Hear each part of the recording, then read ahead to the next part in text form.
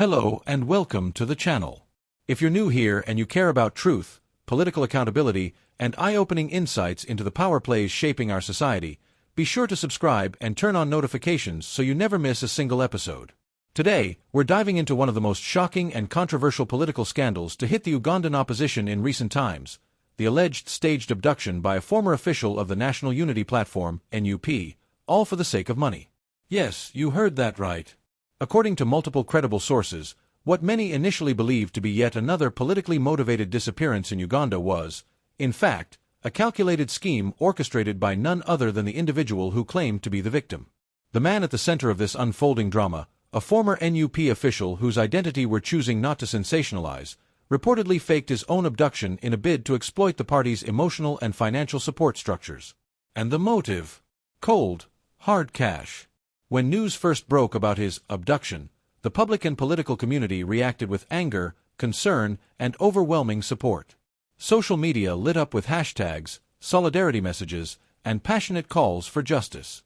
The NUP leadership quickly mobilized resources, issued press statements, and even hinted at possible state involvement, feeding into the now familiar narrative of opposition persecution.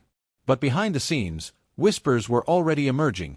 Not everyone in the party leadership was convinced. Sources close to the matter now reveal that internal investigations began almost immediately after his supposed return.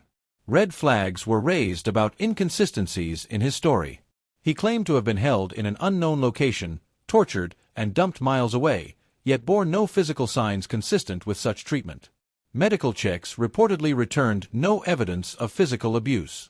His phone records and movement data also didn't quite line up with his story. And then came the money trail.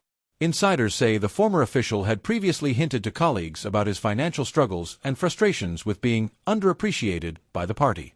He allegedly suggested that other officials who'd faced hardships had received financial support from the party leadership or well-wishers. In what now looks like a deliberate manipulation of the party's compassion, he crafted a narrative of victimhood, assuming, quite correctly at first, that it would unlock funds and support from the top. According to sources, the party immediately offered assistance, including covering his medical needs, housing, and financial compensation for the ordeal. But as he continued to press for larger sums and made questionable requests, some within the leadership began to suspect foul play. Further scrutiny revealed even more troubling details, including the possibility that the abduction may have involved collaborators who helped stage the disappearance and later supported the fabricated story. For a party like NUP, whose foundation rests heavily on trust, solidarity, and a shared sense of victimhood in the face of authoritarian suppression, this revelation is nothing short of a betrayal.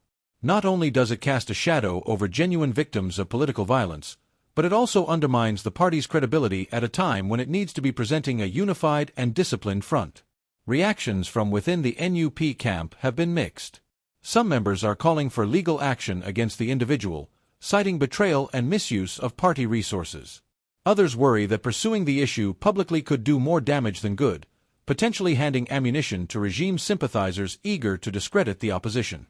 Meanwhile, ordinary supporters who once shared, posted, and even donated money during the man's abduction are feeling outraged and betrayed. This incident also raises broader questions. How can opposition parties balance compassion with accountability? How can they support their members without becoming easy targets for manipulation? And most importantly, how do they ensure that fake cases don't overshadow the very real suffering of countless others who genuinely face persecution? While the man at the center of this scandal has reportedly gone silent and withdrawn from the public eye, the conversation around his actions is only just beginning. Whether legal consequences will follow remains to be seen. What's certain is that the damage is already done. Trust has been breached. Sympathy has been abused. And the struggle for transparency within opposition ranks has taken a painful but necessary turn. Thank you for watching. If you found this expose enlightening, don't forget to subscribe, like, and share this video. Drop your thoughts in the comments. Should the NUP take legal action? Should the case be made public or kept internal? We want to hear from you. Until next time, stay informed, stay sharp, and never stop demanding truth from all sides.